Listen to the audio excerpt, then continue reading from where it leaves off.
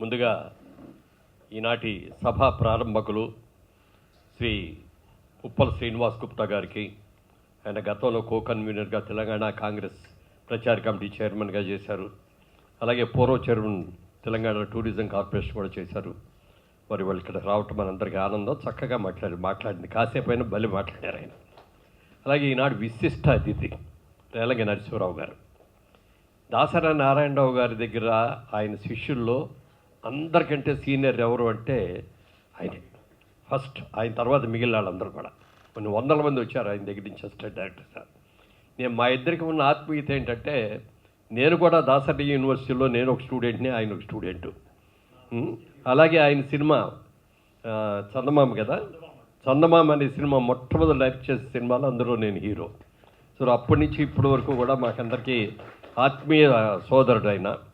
అలాగే ఎంత ఎదిగినా ఒదిగొండాలి అని చెప్పే ఒక మంచి మనిషి.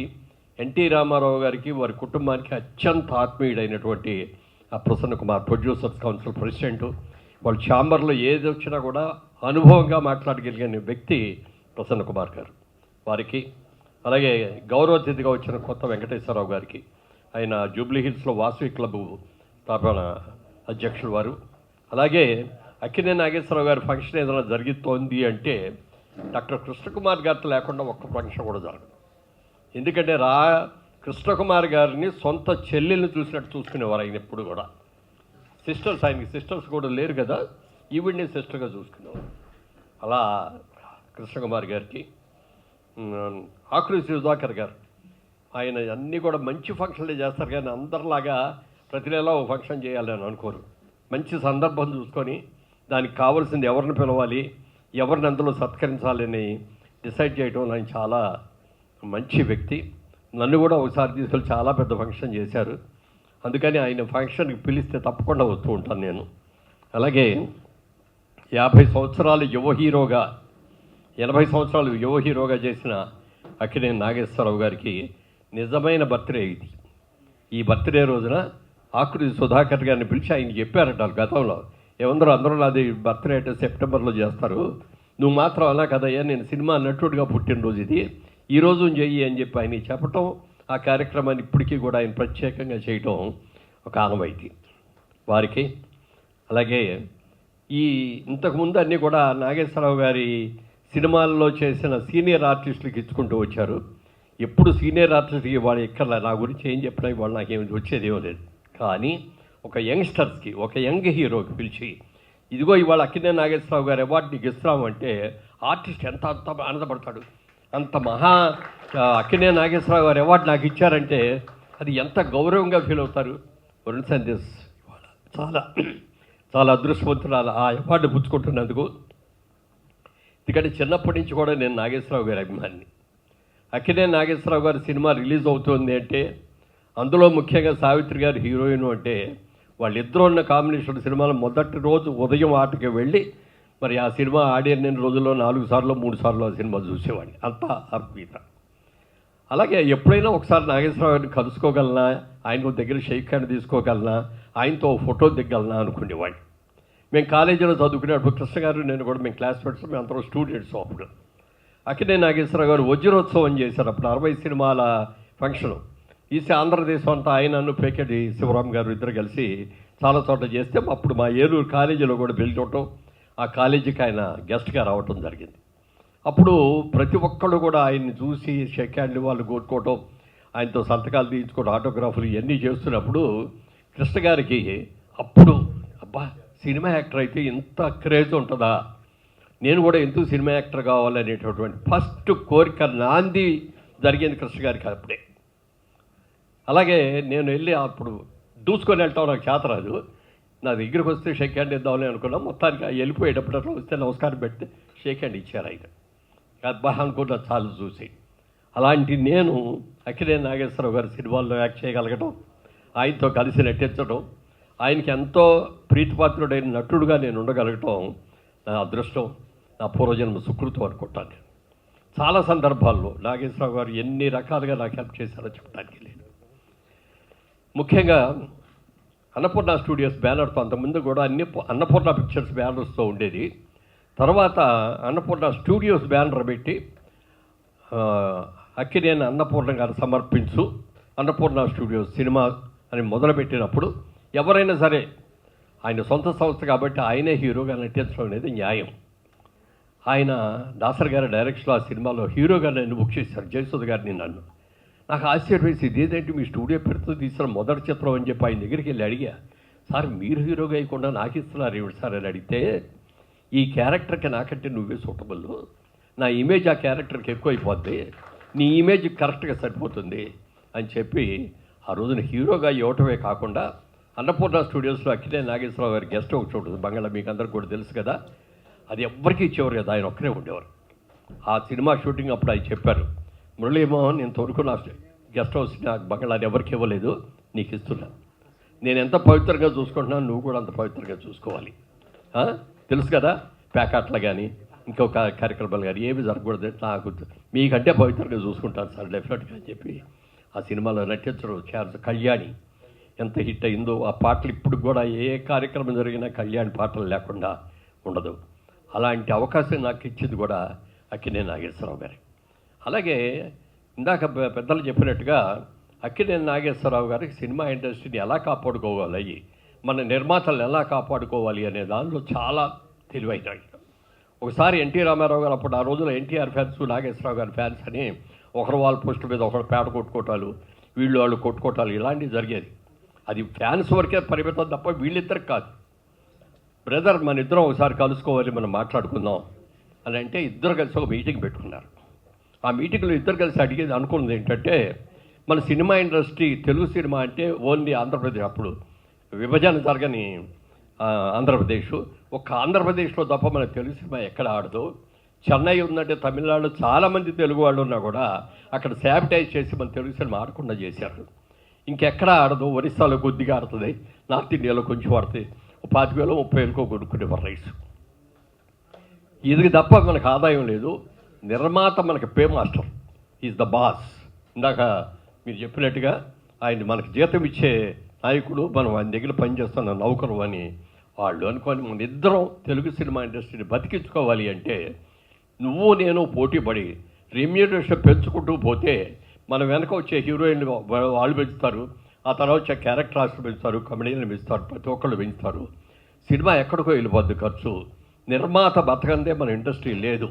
మన ఇండస్ట్రీలో మనం బతికించుకోవాల్సింది మనం అని చెప్పి వాళ్ళిద్దరు కలిపి ఒక నిర్ణయం తీసుకున్నారు. మన ఇద్దరం సినిమాకి 50,000కి మించి తీసుకోకూడదు రెమ్యూనరేషన్ అని సీలింగ్ పెట్టుకున్నారు వాళ్ళిద్దరే. మనం 50,000 తీసుకుంటే హీరోయిన్ వచ్చి 40,000లో వస్తుంది, క్యారెక్టర్ యాక్టర్లు 25,000 30,000లో వస్తారు, కామెడియన్స్ 10,000లో వస్తారని చెప్పి ఆ విధంగా కంట్రోల్ చేసి నిర్మాత బతికేటట్టుగా చేసిన వ్యక్తులు అక్కినేని నాగేశ్వరరావు గారు, ఎన్టీ రామారావు గారు. నా చాలా సందర్భాల్లో ఆయన దగ్గర కూర్చున్నప్పుడు చెప్పేవాడు, మురళీమోహన్ మేము సినిమా ఇండస్ట్రీకి వచ్చినప్పుడు అప్పుడు అందరూ కూడా సాంస్క్రిట్ బాగా తెలిసిన వాళ్ళు, బ్రహ్మాండంగా నాటక అనుభవం ఉన్నవాళ్ళు, ఇట్లాంటి అందరూ వచ్చారు హీరోలుగా. నేను వచ్చేటప్పుడు నేను చదువుకుందేమో ఎలిమెంటరీ స్కూలు, ఇదే 5వ తరగతి భాష అయిపోలేదు. అలాంటి నన్ను డైలాగ్ ఎలా మాడ్యులేట్ చేయాలో నాకు తెలియని రోజుల్లో చాలా సమస్యలు వచ్చినాయి నాకు. వాళ్ళందరినీ పోటీ పడి వాళ్ళందరితో చేసి నేను ఎంత దానికోసం ప్రైవేట్గా ఎంత కృషి చేసేవాడినో అవన్నీ కూడా తెలుసుకొని చేసాం. వాళ్ళ రోజులు మీరు అందరూ వచ్చేటప్పుడు ఒక సిమెంట్ రోడ్ బ్రహ్మాండమైన హైవే లాగే వేసాం. మీరు అందరూ వచ్చి రయ్యమంటే వెళ్ళిపోతున్నారు, కానీ మేము చాలా కష్టపడ్డాము, చాలా అనుభవించామని ఆయన ఎక్స్పీరియన్స్ అనేది చెప్తా ఉంటే మేము స్టూడెంట్స్ లాగా, ఆయన లెక్చరర్ లాగా, ప్రొఫెసర్ లాగా అనిపించేది ఆయనకి. అలాగే మేము తీసిన సినిమాల్లో కూడా రాజశ్రీ కళ్యాణం ఒక సినిమా తీసాం. దాంట్లో అక్కినేని నాగేశ్వరరావు గారు, వాణిశ్రీ వాళ్ళిద్దరూ సీనియర్ యాక్టర్స్. అందులో మీనాల్లో ఇంకా సురేష్ అని అతని హీరో, యంగ్ హీరోస్ వాళ్ళు తీసాం. ఆ సినిమా ప్రొడక్షన్ అంతా కూడా ఒకే టైంలో ముగ్గురు మిత్రులు ఇది అనేది మూలంగా మా బ్రదరు కిషోర్ ఏమో అది చూసుకున్నాడు, నేనేమో రాజశ్రీ కళ్యాణం కోసం ఈస్ట్ గోదావరిలో తీసాం. అక్కడికి వెళ్ళి ఉన్నాం. ఆ నెల రోజులు వారితో కలిసి ఉన్నాను. ఒక రోజున క్రాంతి కుమార్ గారు డైరెక్టర్ దానికి. ఒక రోజు నా దగ్గరకు వచ్చి, మురళీమోహన్ గారు మనకి ఒక మంచి ఎందరో మహానుభావులు అందరికీ వందనాలు అనే ఒక త్యాగరాజ కీర్తనని పాటగా పెట్టుకున్నాం. అందులో ఆ పాట షూటింగ్ చేయాలంటే ఎర్లీ మార్నింగ్ సన్ రైజ్ ముందు నుంచి ఆ బ్రైట్ లైట్ వచ్చిన దగ్గర నుంచి సన్ రైజ్ వచ్చే వరకు తీయాలి. ఈ పాట ఆ విధంగా తీయాలంటే 1 వారం రోజులు పడుతుంది. మరి మీరేమన్నా నాగేశ్వరరావు గారిని వాణిశ్రీ గారిని ఒప్పించగలిగితే వాళ్ళు కనుక అలా వస్తావు అంటే అలా తీద్దాం, వాళ్ళు రాలేరు కష్టం అని కనుక అనేటట్లయితే మామూలుగా తీసేద్దాం అన్నాడు. నేను వెంటనే ఏం చేయాలి జరిగి ముందు నాగేశ్వరరావు గారు తిరిగిలే, ఏం మురళీమోహన్ ఏంటి ఇటు వచ్చామన్నారు. సార్ ఈ పాట షూటింగ్ జరగబోతుంది, క్రాంతి కుమార్ గారు పిలిచి సన్ రైజ్ షాట్లు, సన్ రైజ్కి కూడా ముందు వచ్చే ఆ బ్రైట్ స్కై బ్రైట్ అవుతుంది, మంచి కలర్స్ ఉంటాయి, ఆ టైంలో తీయాలని అంటున్నాడు. మరి మీరు ఇంత సీనియర్ యాక్టర్ మీరు రాగలరా? రాజమండ్రిలో అప్పుడు వాళ్ళకి హోటల్స్లో పెట్టాం, మేము అందరు కలిసి ఆ దేవీపట్నం దగ్గర ఒక సెట్ వేసాం అనమాట, గోదావరి ఒడ్డున. ఆ సెట్కి షూటింగ్ అండి, మీరు రాగలిగితే అన్న. ఎందుకు రావు, డెఫినెట్గా వస్తాం. అది డైరెక్టర్ ఆ విధంగా తీయాలనుకుంటే అలాగే తీయాలి తప్ప మనకు కన్వీనియంట్గా ఉండాలంటే ఎట్లా అని చెప్పి మేకప్ వేసుకొని వాళ్ళు 4 ఎప్పుడు బయలుదేరి 1.5 hours పడుతుంది దేవీపట్నం రావడానికి. 1.5 hours అక్కడికి వచ్చి 5 గంటలకల్లా విత్ మేకప్ ఉండేవారండి. సరే వాణిశ్రీ గారికి సంగతి మీకు అందరికీ తెలుసు, ఆవిడ మేకప్ అంటే మినిమం 2 hours పట్టేది. ముందు ఆవిడ దగ్గరికి వెళ్ళాడు, ఆవిడ వస్తానంటే నాకేం అభ్యంతరం లేదు నాకు. ఆవిడ దగ్గరికి వెళ్ళాను, అమ్మా ఈ క్రాంతి కుమార్ గారు ఇది ఎర్లీ అవర్స్లో తీయాలంటున్నారు, before sun rise with sun rise అని. మరి ఇది చెయ్యాలంటే మరి మీరు రావాలి, మీరు రాగలరా? నాగేశ్వరరావు గారిది అడిగాను, వస్తానన్నారు. మీరు కూడా ఓకే అంటే ఆ లైట్లో క్రాంతి కుమార్ గారు కోరుకున్నట్టు అట్లా చేద్దామమ్మా అంటే, తప్పకుండానండి నాగేశ్వరరావు గారు వస్తే నేను వస్తానండి అని. పాపం మీరు చెప్తే నమ్మరండి, నేను ఆ రోజున ఏదో సెకండ్ షో సినిమాకి వెళ్ళి రిలీజ్ అయిన సినిమా చూసి వచ్చేటప్పటికి వాణిశ్రీ గారు హోటల్ కారిడార్లో అటు ఇటు నడుస్తున్నారు. ఏంటమ్మా పడుకోలేదా, ఇంకా లేచి నడుస్తున్నారంటే, లేదు నా నిద్ర అయిపోయింది, లేచిపోయాను, పొద్దున్నే షూటింగ్ రెడీ అవ్వాలి కదా, అందుకని వాకింగ్ 1 hour వాకింగ్ చేసి ఆ తర్వాత స్నానం చేసి మేకప్ వేసుకొని అక్కడికి నేను 5 గంటల లోపు రావాలి కదా. అది కమిట్మెంట్, ఆర్టిస్టుల యొక్క కమిట్మెంట్ అంటే. ఆ విధంగా అద్భుతంగా చేశారు కాబట్టి మనం చేయగలిగాం. నేను రాలేను, నా వయసుని బట్టి నేను రాలేను అని చెప్పి నాగేశ్వరరావు గారు ఏ రోజున అనలా. ఒక బాగా చేయాలి, అద్భుతంగా చేయాలి. ఆ పాట తీయటం కోసం మనం ఎంత కష్టపడ్డామో అది ముఖ్యం కాదు, తెర మీద ఆ పాట ఎంత అద్భుతంగా ఉంది, ఎలాంటి లైటింగ్లో చేశారనేది ముఖ్యం అని చెప్పి అలా వచ్చారు, అలా కోఆపరేట్ చేసేవారు అందరూ కూడా. అలాంటి నాగేశ్వరరావు గారు మా ఇద్దరికి చాలా సరదా ఇవి కూడా ఉన్నాయి.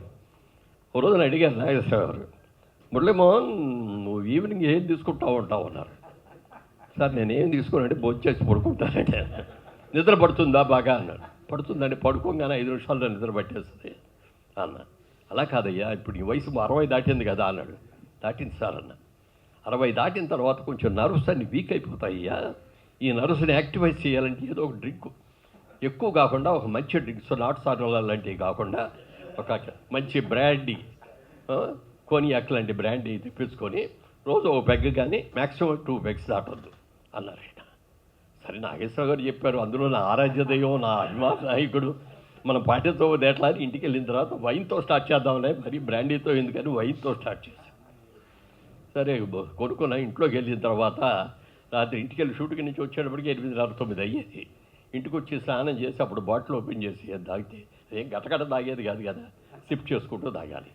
అది అయ్యేటప్పుడు 11:30-12 అయ్యేది. మా ఆవిడ అప్పుడు దాకా నువ్వు పడుకో వెళ్ళి అంటే మీ భోజనం పెట్టుకోండి ఎట్లా అని చెప్పి ఆవిడ అలాగే కూర్చునేది.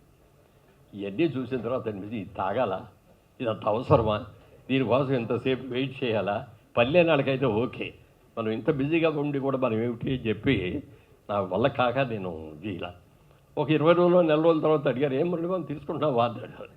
ఇదేమోనండి ఈ ప్రాబ్లం వచ్చిందండి, అందుకని నేను తీసుకోలేకపోతున్నానండి అన్నాడు. సరే అయితే ఆదివారం నాడు ఎప్పుడో ఒక రోజు అనుకొని అట్లా తీసుకో అన్నాడు. అలా ఆదివారం అని మొదలుపెట్టింది, మెల్లమెల్లగా అలవాటు అయింది. కానీ ఇప్పుడు కూడా రోజు తీసుకోవటం అనేది లేదు. ఓన్లీ అయిన ఫంక్షన్స్ పార్టీలు జరిగితే ఆ పార్టీల్లో మాత్రమే ఆయన చెప్పినట్టుగా 2 పెగ్స్ దాటకుండా ఉండేది. ఎందుకంటే వాళ్ళ సొసైటీలో ఉన్న ఇదైన తర్వాత అందరూ ఆత్మీయంగా కలిసి కూర్చోవాలంటే అందరూ తాగుతూ కూర్చుంటే వాళ్ళ మధ్యలో నేను తాగకుండా కూర్చునేవాడికి మనకు బోర్ కొట్టేస్తుంది. అందుకని తప్పనిసరి బస్సులో అట్లా తీసుకుంటాను తప్ప ఇది కాదు. అది కూడా నాగేశ్వరరావు గారు చెప్పారు కాబట్టి. అలాగే రవీంద్ర భారతిలో ఒక రోజున ఫంక్షన్ జరిగింది. ఆ ఫంక్షన్ ఎవరితో ఏదో సత్కారం కాదు, మరి సుధాకర్ గారు చేశారు, ఎవరు చేశారు నాకు గుర్తులేదు. రవీంద్ర భారతిలో ఆయన మాట్లాడుతూ ఈ సినిమా ఇండస్ట్రీలో శ్రీరామచంద్రుడు ఎవరైనా ఉన్నారంటే మా మురళీమోహన్ అని చెప్పారు. ఇదేమిటి, ఇది నా సన్మాన కార్యక్రమం కాదు, ఇది కాదు, ఏదో కార్యక్రమంలో ఇది చెప్పాల్సిన అవసరం ఏంటి అనుకొని ఒకసారి స్టన్ అయిపోయాట చూస్తుంటే, అవునయ్యా మేమందరం అయ్యో చిల్లర పనులు చేసావో కానీ నువ్వు మాత్రం చాలా నీతిగా నిజాయితీగా ఉన్నావు, అందుకని ఆ మాట అన్నాను. ఇక్కడ అంటేవే కాదండి, ఆయన అమెరికాలో ఆయనకి బ్రహ్మాండమైన సత్కారాల సభలు చెప్తే అక్కడ ఆ వేదికల మీద కూడా ఆయన చెప్పేవారు. అంత ప్రేమపాత్రుడైన. మళ్ళీ నాగేశ్వరరావు గారి కొడుకు నాగార్జున గారితో కూడా 3 సినిమాలు తీసాం. వాళ్ళ మనవడితో కూడా తీద్దాం అనుకున్నా కానీ ఇప్పుడు కుదరలేదు. ఫ్యూచర్లో కుదురుతుందేమో చూద్దాం. చాలా సంతోషం అండి ఇలాంటి మంచి కార్యక్రమంలో వచ్చినందుకు. ముఖ్యంగా వరుణ్ సందేశ్ చాలా అదృష్టవంతుడు. సాక్షాత్తు నటరాజు పర్యవేక్షించిన ఈ పవిత్రమైన వేదికకు నా హృదయపూర్వకమైన నమస్సుమాంజలిని అందజేస్తున్నాను. నేను రావటం ఆలస్యమైంది. ఆలస్యానికి కారణం మా అన్నయ్య. ఎందుకంటే తనకి ఇట్లా పూలమాల వేస్తూ అంజలి ఘటించటాన్ని నేను భరించలేనని అన్నయ్యకి తెలుసు కాబట్టి అది అవాయిడ్ చేస్తూ నేను ఆలస్యంగా రావటాన్ని తన ఆశగా నేను అనుకుంటున్నాను. ఈరోజు సభలో ఉన్న మహనీయులందరికీ నా హృదయపూర్వకమైన నమస్సుమాంజలను అందజేసుకుంటున్నాను.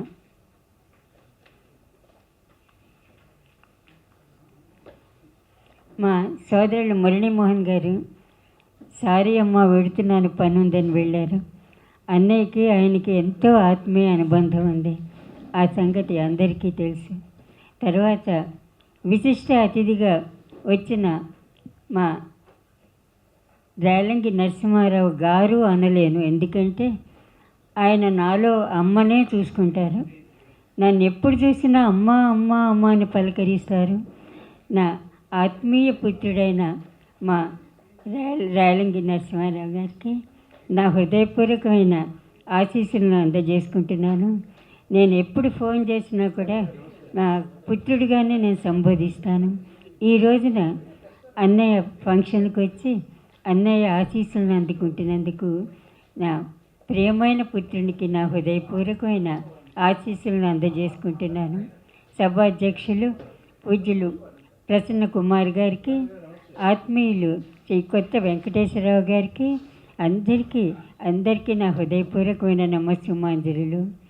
ఈ రోజున ఆకృతి సంస్థ 33 సంవత్సరాలు అయిపోయి 34వ సంవత్సరంలో అడుగుపెట్టింది. ఆకృతి సంవత్సరం ఇనాగ్రేట్ చేసింది అన్నయ్యే. దాదాసాహెబ్ ఫాల్కే అవార్డు వచ్చినప్పుడు కూడా ఆకృతి సంస్థే మొట్టమొదటి అన్నయ్యకి అభినందనలు అందజేసింది. ఈ రోజున అన్నయ్య పురస్కారం అందుకుంటున్న ఒక యువనటుడు, ఎంతో ప్రతిభను చూపించే యువనటుడు చిరంజీవి వరుణ్ సందేశ్. వరుణ్ ఆంధ్రప్రదేశ్కి తెలుగువారికి చెందిన మనిషి అయినా కూడా తన ప్రతిభను అమెరికాలోను దేశాల విస్తరింపజేస్తూ అందరి ఆశీస్సులను అందుకుంటున్న చిన్నారి నటుడైనా కూడా, రచయిత అయినా కూడా అందరి హృదయాలను ఆక్రమించిన చిరంజీవికి నా హృదయపూర్వకమైన ఆశీస్సులను అందజేస్తున్నాను. అన్నిటికంటే ముఖ్యంగా మా ఇద్దరికి ఉన్న అనుబంధం ఏమిటంటే వారి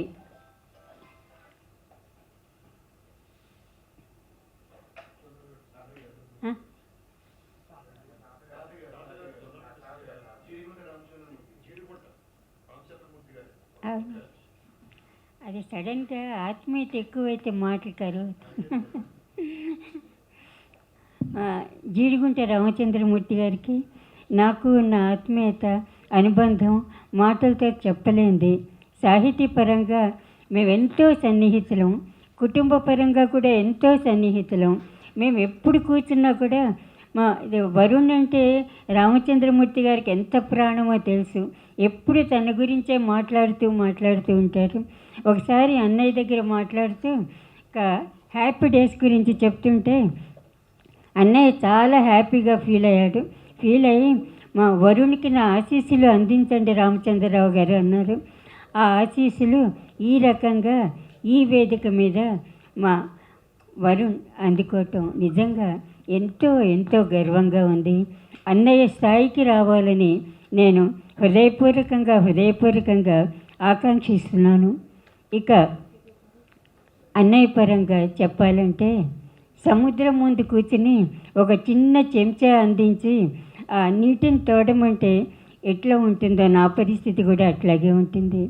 నాకు 7వ సంవత్సరం నుంచి అన్నయ్య ఎవరిలో పెరిగిన దానిని, తనకి చెల్లెళ్ళు లేకపోయినా నన్ను చెల్లి అంటూ పసితనం నుంచి ప్రేమగా పెంచుకున్న మనిషి.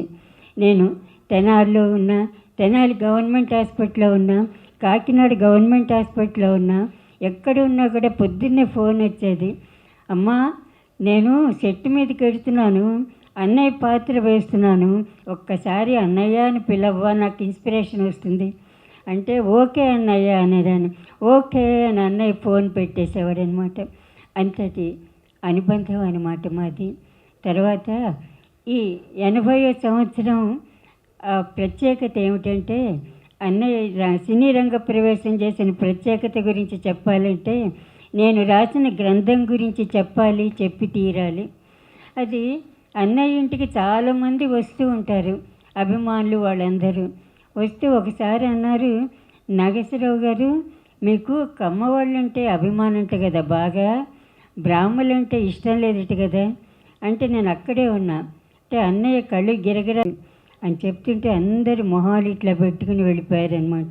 చూడమ్మా వాళ్ళు ఎట్లా మాట్లాడుకుంటారు అంటే, నేను చిన్నప్పటి నుంచి తను చూస్తూ ఉంటాను కాబట్టి, అన్నయ్య మీ గురించి మీ జీవిత చరిత్ర రాయాలనుంది అంటే అన్నయ్య కళ్ళు గిరగిరా తిప్పుతారు కదా, రాయమ్మా, రాసేది నువ్వు కాదు కదా, నేనే కదా, నీలోంచి నేనే కదా అంటే మనిషిలో మనిషి డాక్టర్ అక్కినేని గ్రంథం రాశాను. అది ఆంధ్రభూమిలో 4 సంవత్సరాలు సీరియల్గా వచ్చింది. వస్తున్నప్పుడే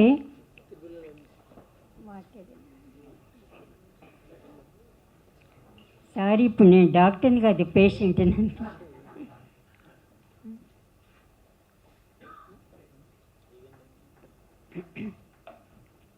వస్తున్నప్పుడే కింగ్కోటి జనరల్ హాస్పిటల్లో, అంటే ఈరోజు ప్రాముఖ్యతకిను దీనికి దగ్గర సంబంధం ఉంది కాబట్టి చెప్తున్నా. వార్డు బాయ్, నేను ఆపరేషన్ థియేటర్లో ఆపరేషన్ చేస్తుంటే వార్డు బాయ్ గబగబా వచ్చి, అమ్మ మీకు అర్జెంట్ ఫోన్ వచ్చిందన్నాను. అరగంట ఆగిమ్మని చెప్పిన అయినా నేను ఆపరేషన్స్లో ఉన్నాను. మళ్ళీ అరగంట కాగానే మళ్ళీ వచ్చారు. వచ్చి హలో ఎవరు మాట్లాడుతున్నారు అన్న. మేము రామారావు మాట్లాడుతున్నాము అని. ఏ రామారావు అన్న. ఎన్టీ రామారావు. అయ్యో మీరు ముందరే చెప్పచ్చు కదా, నేను ఎవరో అనుకున్నాను అంటే, తమరు ఆపరేషన్లో ఉన్నారు కదా, తమరు ఒకసారి స్టూడియోకి వస్తారా, తమతో మాట్లాడాలి. అమ్మ వాళ్ళందరూ కృష్ణ భక్తులు అవ్వటం వల్ల అందరం కలిసి రామకృష్ణ స్టూడియోకి వెళ్ళాం. అప్పుడు బసవరామ తారకం గారి క్యారియర్ తీసుకొచ్చి అక్కడ పెట్టారనమాట. తారకం వీరెవరో తెలుసా అంటే, మీరు ఎప్పుడు చెప్తూ ఉంటారు కదా కృష్ణకుమార్ గారు అంటే, అవునను. అక్కడ ప్రెస్ కాన్ఫరెన్స్ జరుగుతుంది, భగీరథ వాళ్ళందరూ కూర్చున్నారు. మేము వీరిని ఎందుకు కబురు చేసామో తెలుసా అన్నారు. అంటే ఎందుకు అన్నారు వాళ్ళు. అది మా బ్రదర్ జీవిత చరిత్ర చాలా బాగా రాస్తున్నారు, మేము చదువుతున్నాము, అది మా జీవిత చరిత్ర కూడా రాయొచ్చు కదా అని అడగటానికి పిలిచాను అని నా వంక చూశారనమాట. ఒక్కసారి నేను స్టన్ అయిపోయి అట్లాగే చూస్తున్నా. ఎందుకంటే అన్నయ్య జీవిత చరిత్ర అది రాస్తున్నాను. అది తర్వాత 4 సీరియల్స్ రన్నింగ్లో ఉన్నాయి. అది కాకుండా కృష్ణక సలహాలు ఉన్నాయి. గవర్నమెంట్ హాస్పిటల్లో ఊపిరాడన పనిలో ఉన్నాను. అందులో అన్నగారి జీవిత చరిత్ర అంటే తెల్లారుజామున 3:30కే వెళ్ళాలంటే నాకు చాలా కష్టమైన పని కాబట్టి అట్లాగే చూస్తుంటే ఆయన నా వంక అట్లా చూసి, సరే సరే మేము తర్వాత మాట్లాడుకుందాం మనం అన్నారు. అది 81లో జరిగింది. ఆ తర్వాత ఆయన రాజకీయాల్లోకి వెళ్ళిపోయారు. తర్వాత వీళ్ళందరూ ప్రెస్ వాళ్ళందరూ అన్నయ్యతో చెప్పారు, మీ చెల్లెల్ని అన్నగారి జీవిత చరిత్ర రాయమన్నారు. అంటే ఏమ్మా మా బ్రదర్ అడిగట్టు కదా, నువ్వేం చెప్పావంటే, నా ఇబ్బందులు మీకు తెలుసు కదన్నయ్య అన్న. ఇప్పుడు చెప్పొచ్చేది ఏమిటంటే, మనిషిలో మనిషి డాక్టర్ అక్కినేని గ్రంథం అది చాలా ఫేమస్ అయింది. తర్వాత ఆ గ్రంథాన్ని చదివి ఆంధ్ర యూనివర్సిటీ వాళ్ళు డాక్టరేట్ తీసుకున్నారు. తీసుకుని వాళ్ళ అన్నయ్య దగ్గరికి వచ్చి మాకు డాక్టరేట్ వచ్చిందండి, మీ గురించి రాసాము. అది నా గురించి అంత ఇన్ఫర్మేషన్ మీకు ఎట్లా తెలిసిందంటే మీ చెల్లాయి రాశారు అనగానే తన కళ్ళలోంచి నీళ్ళు వచ్చి గబగబా లోపలికి వెళ్ళి షాల్ కప్పి, తర్వాత ఎక్కడ వెళ్ళినా కూడా ముళ్ళపూడి వెంకటరమణ గారు రాసిన నా జీవిత చరిత్రను గురించి రాశారు, నా పుట్టినరోజు గురించి రాశారు. అందులో సెప్టెంబర్ 20 అనేసరికి అందరూ నా పుట్టినరోజు తెలుసుకున్నారు. మా చెల్లాయి మే 8న నా నిజమైన పుట్టినరోజని నా మనసు తెలిసి తన గ్రంథంలో రాసింది. అందుకని మా చెల్లెలకి నేను ఎప్పుడూ రుణపడి ఉన్నానంటే, ఈ రోజున మా తమ్ముడు మా ఆకృతి సుధాకర్ ఈ 80వ సంవత్సరంలో అడుగు పెడుతున్న సందర్భంగా, మా వరుణ్కి పురస్కారం అందజేస్తున్న సందర్భంగా అన్నయ్య మాటలు నాకు గుర్తొస్తున్నాయి. నిజంగా తను ఎక్కడో లేడు, ఎక్కడ మంచితనం ఉంటుందో, ఎక్కడ మానవత్వం ఉంటుందో, ఎక్కడ కళ ఉంటుందో, ఎక్కడ అన్ని మానసిక ప్రక్షాళన ఉంటుందో అక్కడ అన్నయ్య ఉంటాడు. తర్వాత తనకి 74లో హార్ట్ ఆపరేషన్. హలో అండి, అందరికీ నమస్కారం. ముఖ్యంగా వేదిక మీద ఉన్న పెద్దలందరికీ thank you so much for coming. ఈ ఈవెంట్కి వచ్చినందుకు చాలా చాలా థ్యాంక్స్. రేలంగి గారు, గుప్తా గారు, కృష్ణకుమారి గారు, నాగేశ్వరరావు గారు, వెంకటేశ్వరరావు గారు అండ్ మురళీమోహన్ గారికి చాలా థ్యాంక్స్. నాకు అవార్డు ఇచ్చినందుకు చాలా హ్యాపీగా ఉంది నాకు. అండ్ థ్యాంక్ యూ సుధాకర్ గారు, నన్ను అదే గుప్తా గారు అండ్ సుధాకర్ గారు, థ్యాంక్ యూ సార్. మీరే నాతో ఇన్ని రోజులు కోఆర్డినేట్ చేసి ఇది చేశారు ఈవెంట్. సో చాలా థ్యాంక్స్ అండి. నాకు ఈ అవార్డు ఇచ్చినందుకు నాకు చాలా హ్యాపీగా ఉంది. అండ్ నాకు అక్కినేని నాగేశ్వరరావు గారితో నాకు యాక్చువల్లీ ఒక అనుబంధం ఉందన్నమాట. నాకు 2010-11 టైంలో నేను ఒక ఫంక్షన్కి గెస్ట్గా వెళ్ళా. ఆయన చీఫ్ గెస్ట్ అనమాట ఆ ఫంక్షన్కి. నాకు తెలిసి ఇలాంటి టైంలోనే ఈ నెలప్పుడే అనుకుంటా నేను. సో 2011-12-10 ఆ ప్రాంతంలో మేము బిట్స్ బిలానీకి వెళ్ళామన్నమాట, బిట్స్ బిలానీ కాలేజ్కి. సో అక్కడ ఎంటర్ అయినప్పటి నుంచి ఇంకా అక్కడ నేను అక్కడ ఉన్నా, నాగేశ్వరరావు గారు వస్తున్నారంటే వెయిట్ చేస్తూ ఉన్నా. వచ్చారు ఆయన. వచ్చిన తర్వాత నాకు ఇంకా గుర్తుంది అది ఆ ఎంట్రీ నుంచి మేము ఏదైతే ఆడిటోరియం ఫంక్షన్ హాల్ ఉందో అక్కడ లోపలికి వెళ్ళే వరకు లిటరలీ ఆయన భుజం మీద చేసుకుంటూ నడుచుకుంటూ వెళ్ళాము. అండ్ నాకు అదొక అసలు అది ఎప్పుడు నేను కల్లో కూడా అనుకోని ఒక ఎక్స్పీరియన్స్ నాకు అది.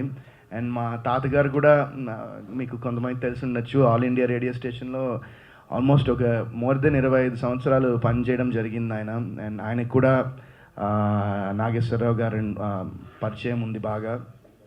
అండ్ సో నాకు I feel very happy that ఈ అవార్డ్ నాకు ఇచ్చినందుకు.